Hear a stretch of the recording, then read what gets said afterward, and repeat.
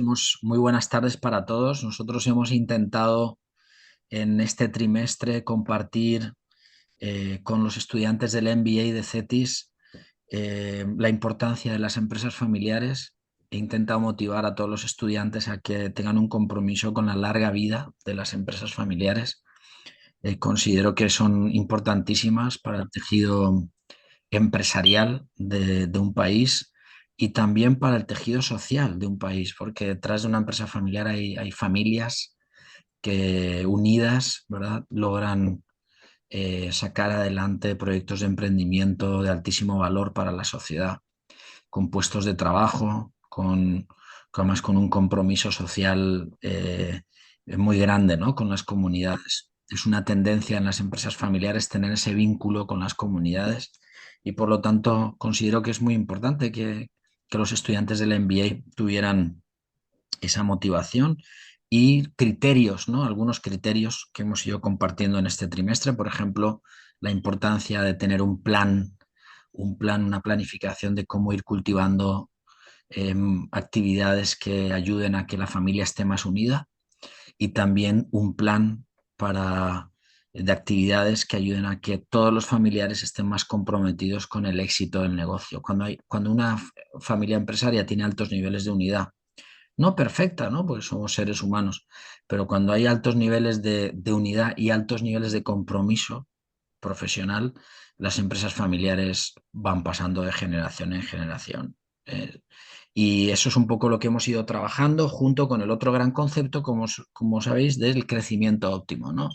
Tener ese criterio de que es muy importante que las empresas familiares crezcan a un nivel igual o superior al de la familia. Muchos problemas se evitan cuando la empresa funciona bien y funciona bien, no solamente que es rentable, sino que logra ese crecimiento óptimo. Con lo cual, feliz de poder cerrar el día de hoy con los invitados y arrancamos con Ángel Arellano. Rosario lo va a presentar. Rosario, muchísimas gracias por haber conseguido que Ángel Arellano nos acompañe y a Ángel, pues un agradecimiento especial por este tiempo que nos regala. Adelante, Rosario. Muchas gracias, maestro. Gracias, Ángel, también por estar con nosotros el día de hoy. Buenas tardes, compañeros. Bienvenidos. El día de hoy, pues, vamos a presentar a la empresa Netcomtel. Tengo el gusto de presentarles a Ángel Arellano. Bueno, él es orgullosamente tijuanense. Nacido el 17 de enero de 1989, estudió la ingeniería en electrónica y telecomunicaciones en la Universidad Iberoamericana. Cuenta con una maestría en circuitos espaciales en la Universidad Tecnológica de Tokio y actualmente se desempeña como director de la empresa Netcomtel. Bienvenido, Ángel. Muchas gracias. Hola, ¿sí me escuchan bien? Porque como que se me corta un poco. Sí, Sí, te muy bien. escuchamos bien. Ok, bueno, pues primero que nada, gusto en que me invitara Rosario. Muchas gracias, maestro Pablo. Bueno, pues ya me pudieron ahí presentar un poquito, gracias Rosario. Yo soy la tercera generación de ingeniero en materia de tecnología en mi familia. Mi abuelo, coronel del ejército mexicano, de 1907, estudió la ingeniería en comunicaciones para el ejército mexicano. Mi papá después, más tarde, se vuelve ingeniero en electrónica y telecomunicaciones generación 1 del ITESO en Guadalajara. Y pues más tarde yo estudio electrónica y telecomunicaciones otra vez, pero ya en la Universidad Iberoamericana. Que el ITESO y la Universidad Iberoamericana son más o menos lo mismo, el mismo plan de estudio de nivel jesuita, ¿no? Estamos un poco más pegados al tema de la educación un poco religiosa. Bueno, pero el tema aquí es, bueno, el tema que nos, de mi empresa, o ¿a qué nos dedicamos? Somos una constructora de obra de telecomunicaciones. Somos una constructora, sí, pero una constructora de un rubro muy específico. Construimos solamente infraestructura de telecomunicaciones, principalmente para gobiernos estatales, gobiernos federales. Uno de nuestros principales clientes es la Secretaría de Marina, gobierno del estado de Michoacán, gobierno del estado de Coahuila, Les construimos, en materia de tecnología, les construimos los centros de control y comando, los C5 o C4 que conocen para cuidar las ciudades. A la Secretaría de Marina les estamos interconectando su tren actualmente, el tren que corre de Coatzacoalcos a Salina Cruz, que corre de Golfo a Pacífico. Entonces, bueno, pues un poquito más del grado de nuestra empresa.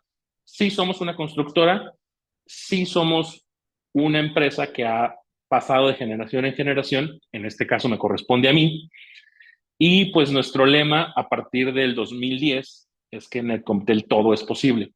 Realmente, ¿por qué hacemos esto? Porque la tecnología no es cuadrada, la tecnología no, a pesar de ser basada en binario y es ceros o unos, o sea, nosotros en tecnología decimos que solo hay 11 tipos de personas, las que entienden binario y las que no.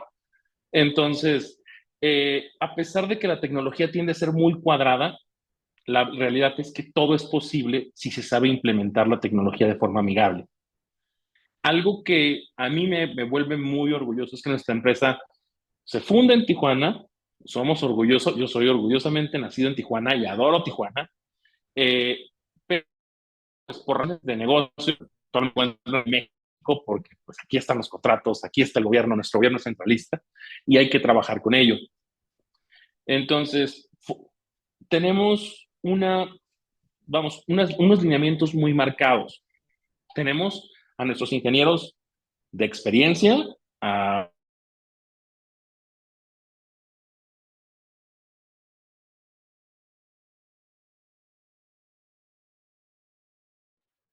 Yo dejé de escucharle, no sé vosotros.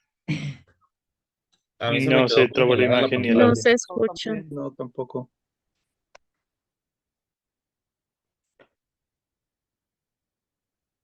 Qué lástima.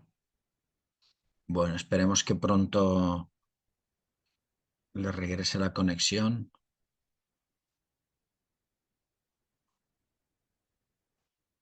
Tiene todo el sentido, ¿no? Que estén en Ciudad de México, ¿no? Por lo que mencionaba.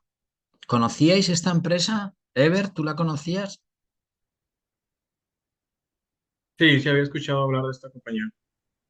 Wow. David, David Yescas, ¿tú también? No, yo no. Impresionante, ¿eh? Impresionante. Hola, ¿ya estamos de regreso? Sí, ya te escuchamos de nuevo. Adelante. Ok. Bueno, bueno, ahí hay unas láminas, nos pone en la presentación unas láminas en las cuales por esa obra en específico es la obra para la Secretaría de Marina en la zona de Salina Cruz, donde estamos uniendo dos mares con un cableado de fibra óptica de 144 hilos. Para darles un poquito de referencia en materia de ingeniería, un solo cable, un solo hilo de fibra óptica del grosor de un cabello puede transportar alrededor de 500 gigahertz por segundo.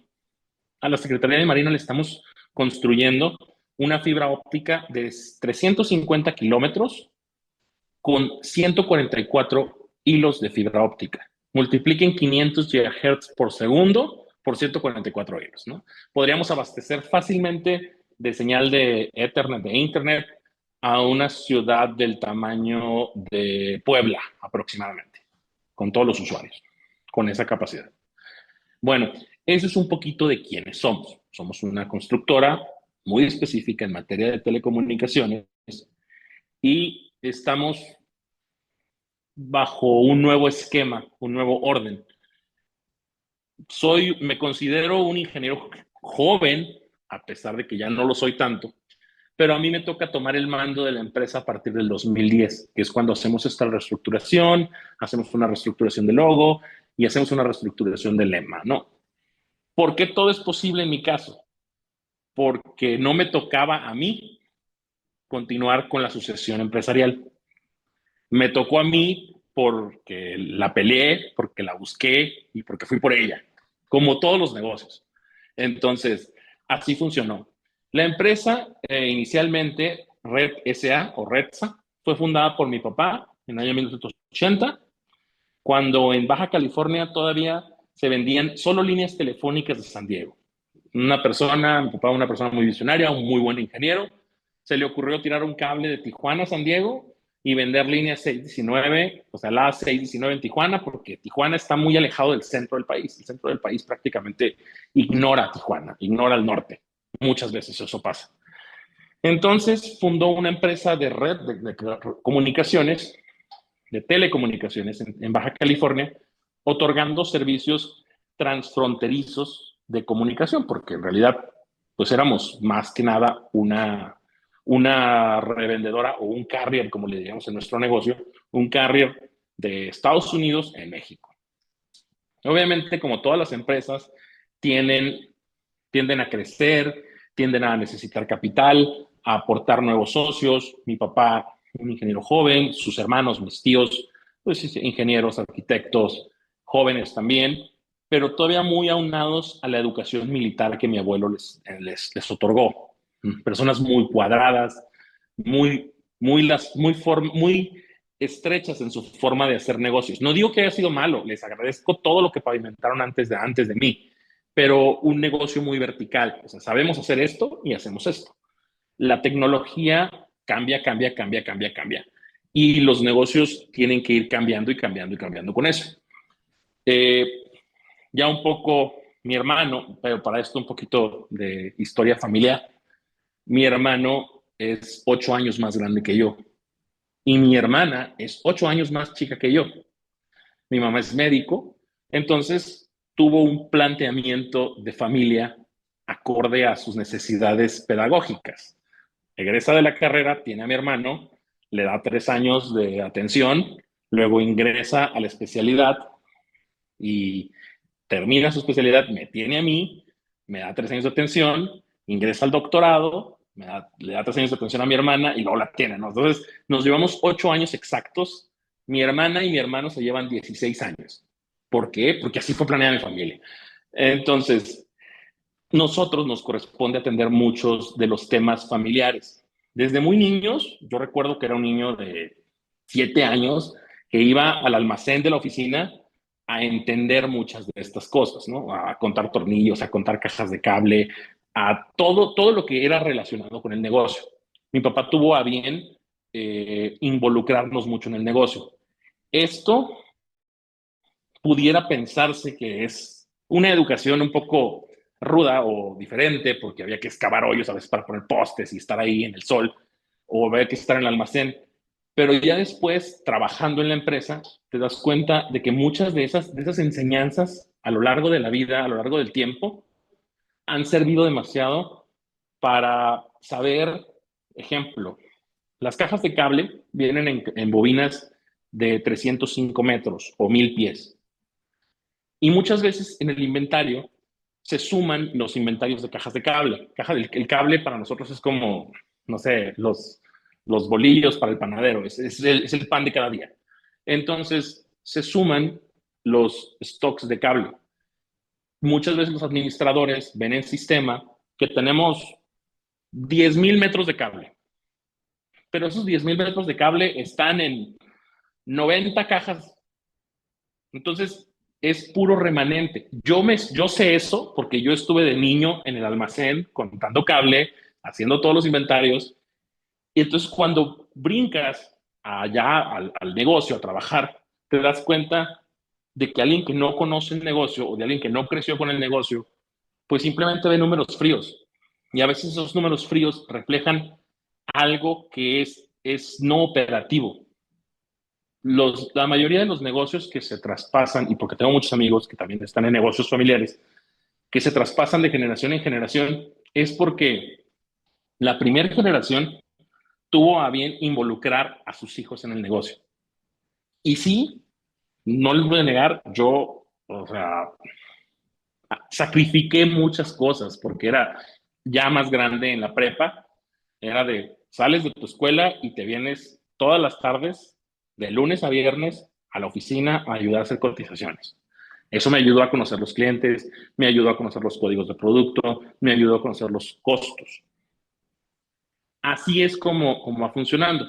Bueno, volvemos al punto de la línea cronograma, la línea del tiempo. En 1994 la empresa cambia de ser Redsa a ser Mundo en Telecomunicaciones. Y en este caso, mi papá se abre a más socios de otro rubro porque necesitaba más vendedores. En mi familia no había vendedores, entonces necesitaba vendedores, le otorga participación accionaria a vendedores. Estos vendedores, pues obviamente, con el ímpetu de ganar, vender, seguir, ayudan mucho al crecimiento de la empresa, pero llega el punto en el que personas, vamos a decirle, sin el amor a la profesión, empiezan a intentar tomar decisiones un poco complicadas. Yo ya tengo 20 años, estoy egresado en el 2010, estoy egresando prácticamente de la carrera y planteo todo un esquema de reestructuración a mi familia, a mis tíos, a mi papá, en el cual sí tienen que sacrificar, obviamente yo no tenía el dinero en ese momento para hacerlo, tienen que sacrificar y comprar la participación accionaria de los que no son familia y reestructurar toda la empresa.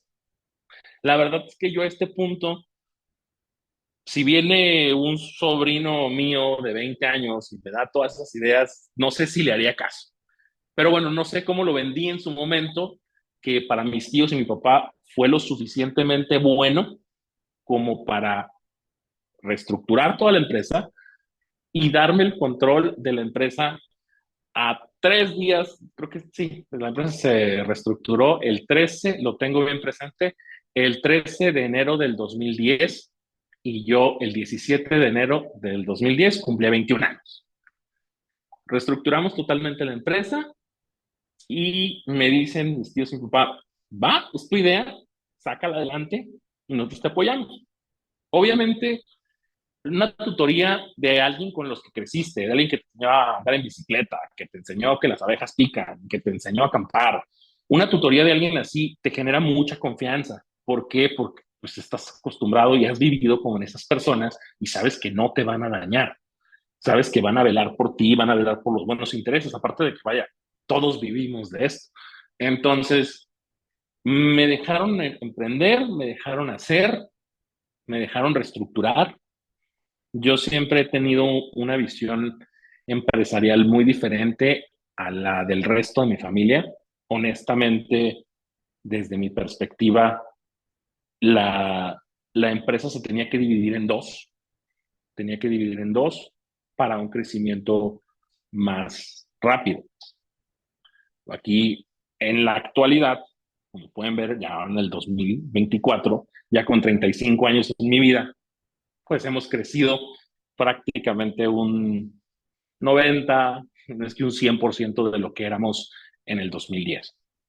Actualmente tenemos sucursales en la ciudad de León, Guanajuato, tenemos la sucursal de la Ciudad de México, en Coatzacoalcos, en Salina Cruz, en Mazatlán, Sinaloa, para atender esa zona, en San Diego y en Tijuana. Algo que me hace sentir muy feliz y me hace sentir muy orgulloso porque solamente teníamos la sucursal de Mazatlán, en realidad en ese entonces estaba en Culiacán, y una oficina pequeña y presencial aquí en la Ciudad de México. Entonces, este es más o menos el orden de cómo ha ido avanzando la empresa.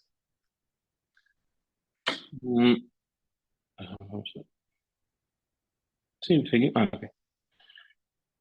Parte de nuestros servicios, creo que ya también ya en esta parte me adelanté. Nuestros servicios pues son tal cual, construcción de enlaces transnacionales, que fue como inició la empresa en sus orígenes, en el 1980. Actualmente ya avanzamos bastante más a la construcción de data centers. De hecho, construimos el data center para Amazon aquí en México, construimos el data center para Volkswagen en Puebla, construimos el data center para Suzuki en Guanajuato. Hemos hecho bastante infraestructura. Hasta ahorita, toda la empresa, como se las he ido platicando, va enfocada al rubro de la IP. La empresa hasta el 2012 no se había abierto a la venta con gobierno. Mi papá y mis tíos eran personas muy celosas de trabajar con gobierno. Eso realmente cambió hasta mi realmente inicios y mi toma de decisiones en materia empresarial. ¿Quieres avanzamos? Eso ya lo expliqué. Ok, bueno, aquí en el organigrama podemos ver pues lo que es la empresa y cómo está constituida. Van a ver muchos de apellido Arellano y van a ver de apellido Padres. Ok, la empresa actualmente, desde que se reestructura en el 2010, se toman formas y se toman ciertas decisiones de crecimiento en cómo está la empresa dividida prácticamente en dos, si pueden ver el organigrama. Por eso es que era una parte importante de aquí. Ok, los clientes que mantienen a la empresa, los clientes que le dan la vida a la empresa, esos siempre van a ser nuestros clientes y hay que cuidarlos. Entonces, la estructura fundamental de la empresa está diseñada para seguir atendiendo a los clientes que nos hicieron y que nos mantienen aquí.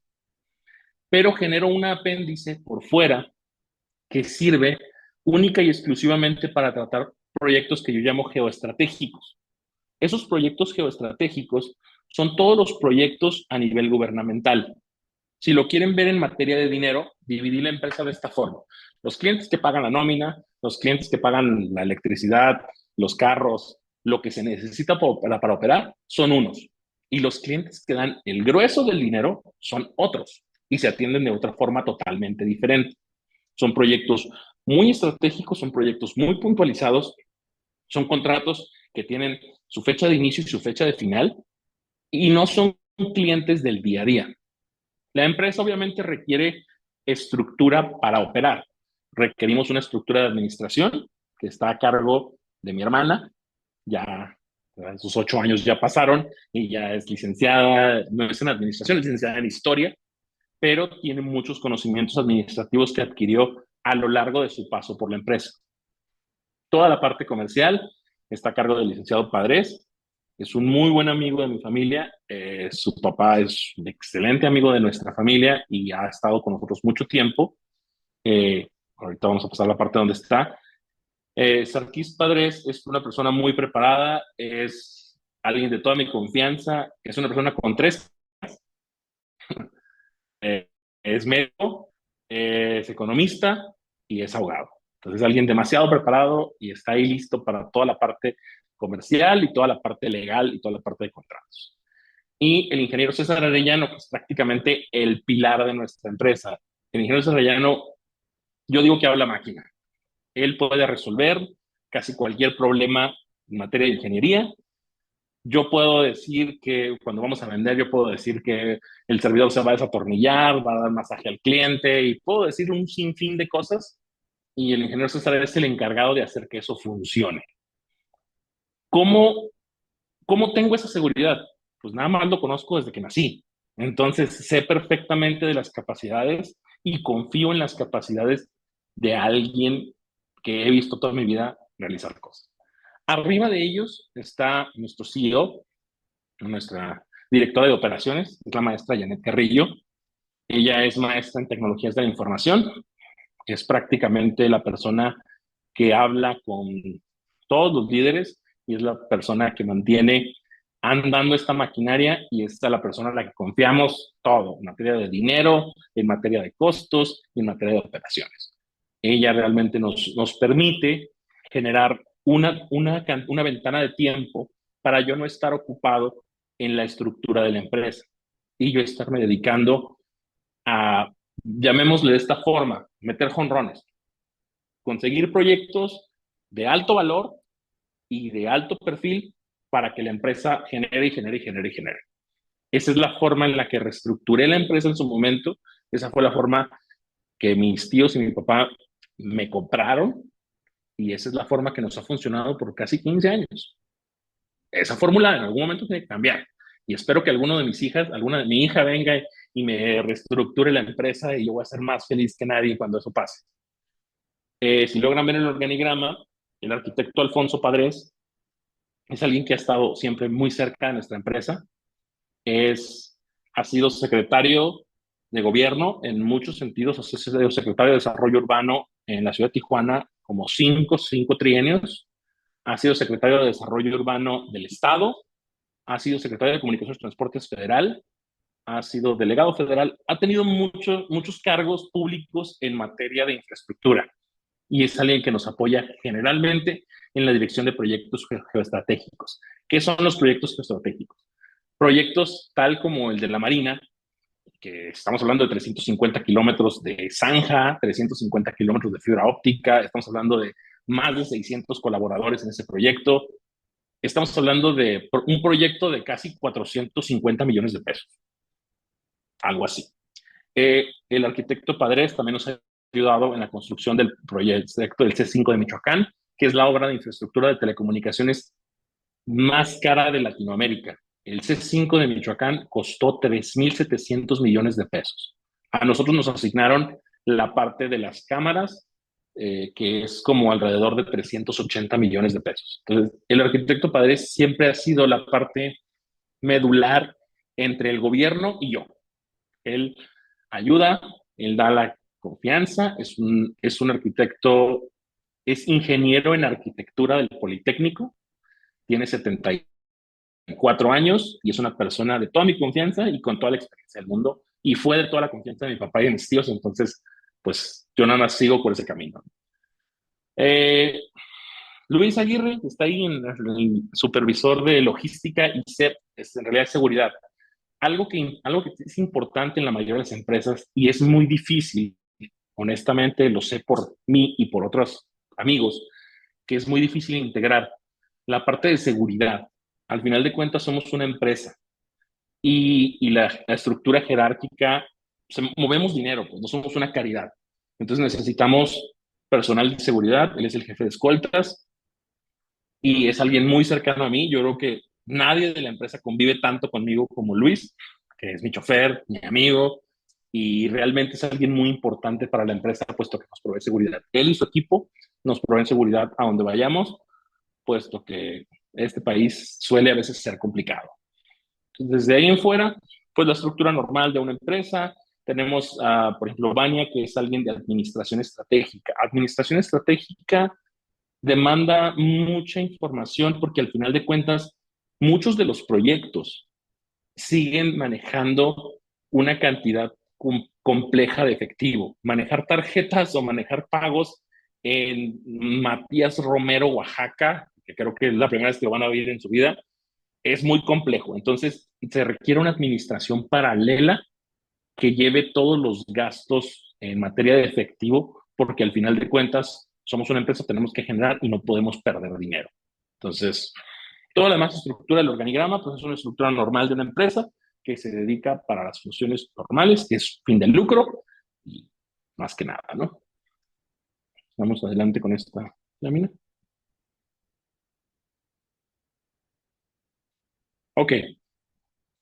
Próximos retos. Materia de crecimiento.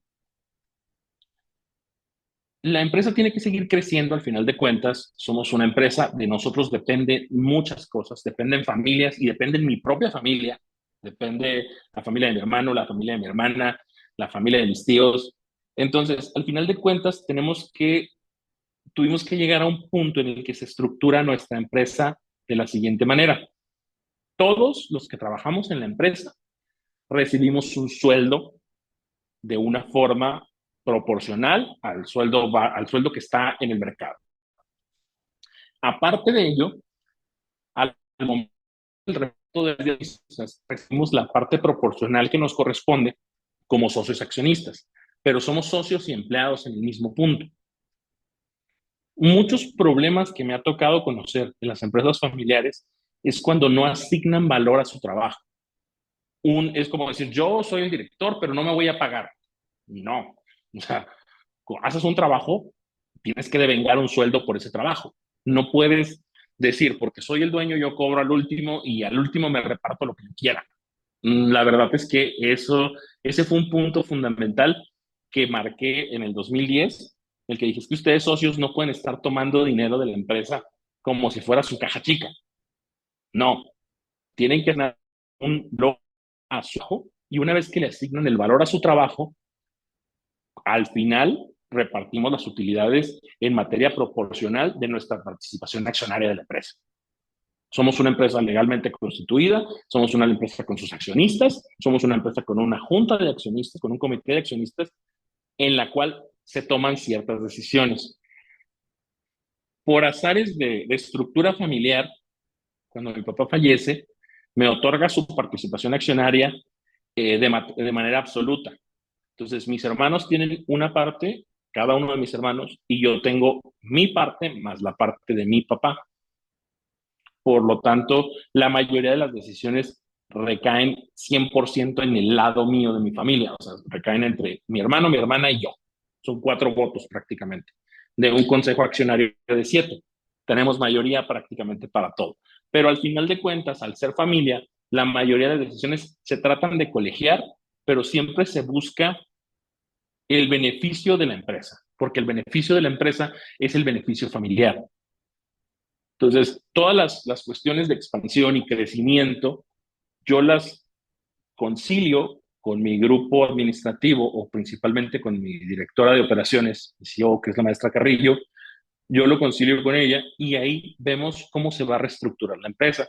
La empresa, cada año de la parte accionaria, se parte los dividendos en 7 partes proporcionales a sus acciones, se entregan a los accionistas y se reparte una octava parte que se utiliza como fondo de crecimiento o emergencias.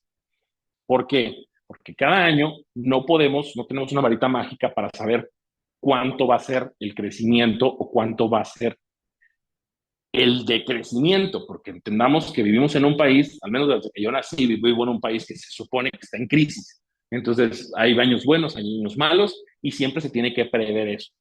Pero en los años buenos se puede duplicar el tamaño de la empresa, y en los años malos puedes bajar un poco. Algo que no hacemos es mucho reducir la nómina. Valoramos mucho a nuestros empleados y tratamos de mantenerlos lo más posible sin que sean un lastre para nosotros. Esa es la forma un poco de tomar decisiones en una empresa familiar, al menos como nosotros lo hacemos, y nos ha funcionado bastante bien por alrededor de 15 años.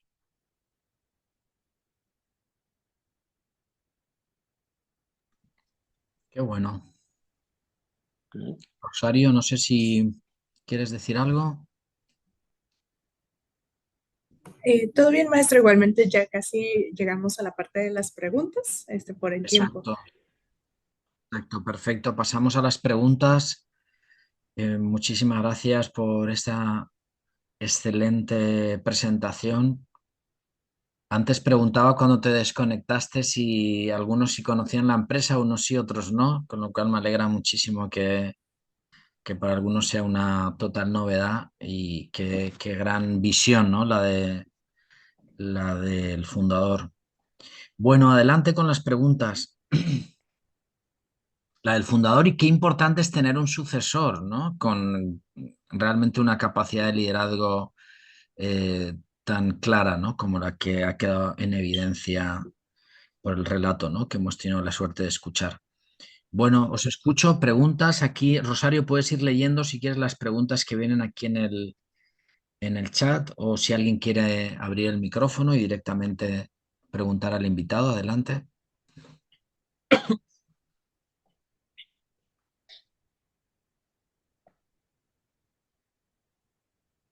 Me parece que hay una pregunta en el chat. Adelante, adelante, Rosario. Sí. Pregunta Ever, ¿cómo se está gestionando en los próximos relevos? Los próximos relevos son, pues, obviamente mis sobrinos o mis hijos o mis hijas. Algo que entendemos mi hermano y yo, de hecho, tuvimos prácticamente un concilio, mi hermano y yo, a la muerte de mi papá, hace 3 años, cuando fallece mi papá. Decimos, oye, a ver, ¿cómo fuimos educados? No, pues sí, o sea, teníamos vacaciones y todo, pero parte de esas vacaciones mi papá la usaba para llevarnos a la escuela y era tal cual, para llevarnos a la oficina, era tal cual de póngales un sándwich y vamos a la oficina, ¿no? Y nunca fuimos los hijos del Inge Armando, fuimos un ayudante más del almacén, un ayudante más del técnico, cargamos maletas, cargamos de herramientas, cargamos escaleras, nos subimos a los pickups de la empresa, nos metimos al almacén, nos dimos unas aburridotas. Entonces, mi hermano y yo dijimos, esa fue una forma que nos ayudó a entender la empresa y a irle agarrando amor a la empresa. A mí me agrada muchísimo la semana pasada, el lunes de la semana pasada, ver a mi sobrina en la oficina, ayudando a archivar facturas, ¿no? Las facturas se acomodan, se ponen en un folio y se archivan, se engrapan y se meten en un folder.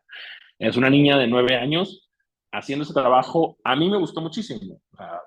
Entonces, creemos que pues, la forma en la que, la receta que nos funciona a nosotros, esperemos que nos sirva para nuestros hijos. Pues algo que realmente aquí el tema es, no tenemos la verdad absoluta, pero es lo que intentamos hacer. Obviamente la formación. A mi hija, créanme que mi hija tiene una camisetita chiquita de la Ibero y se la pongo todos los días porque va a ser ingeniero en electrónica la chamaca. Entonces, así es como funciona esto. Gracias, Ángel. Pregunta Aldo, ¿cómo se está planeando el cambio generacional de los líderes que se tienen actualmente en una edad avanzada? Híjole, honestamente yo me quisiera retirar a los 50, pero aquí el tema es que muchas veces las relaciones públicas, y sobre todo en materia de tecnología, un vendedor de tecnología, yo creo que no se hace, nace. Y a lo mejor lo digo desde una posición muy cómoda porque nací en esta empresa y crecí y vendí y me gustó, ¿no? Pero vender tecnología no es tan sencillo. O sea, tú puedes llegar a una tienda de carros, a una agencia de carros y ver el carro en rojo y oprimir los botones y prender el carro y oír el motor. Un servidor no emociona a nadie. O sea, una caja negra con LEDs o larga no emociona a nadie. Entonces, es complicado. Lo vamos a buscar dentro de nuestra familia y vamos a buscar encauzar a nuestros hijos en materia del estudio, que sean ingenieros y que operen, pero es algo que hemos ido pensando y algo que nos preocupa bastante, sobre todo porque la tecnología cambia mucho. Tengo hijos de amigos que su sueño es ser TikToker o YouTuber, entonces sí hay cosas que me preocupan en el tema generacional, ¿no? Claro. Gracias, Ángel. ¿Podemos hacer más preguntas, maestro? Usted me dice. Una última y así pasamos al invitado. Entiendo que la doctora Claudia ya está con nosotros, doctora Claudia Salazar, imagino, con lo cual, una última pregunta, Rosario. Ok, pregunta Ricardo Martínez. En el mediano plazo, ¿hay un plan estratégico para atraer talento externo nuevo? ¿Qué criterios se considerarían para aceptar la integración de alguien externo en un puesto de toma de decisiones en general? Ok, talento nuevo siempre estamos buscando, o sea, siempre estamos buscando. La planta, la edad promedio de mis ingenieros es, o sea, tengo cerca de 22 ingenieros en sistemas, electrónica, computación, mecatrónica, y la edad promedio es entre 21 y 30 o 29, más o menos es la edad promedio. Entonces, talento nuevo siempre estamos buscando, siempre estamos necesitando. ¿Cómo vamos a hacer que estas personas tomen decisiones? Bien sencillo. O sea, gente que esté con nosotros, gente que viva con nosotros los problemas.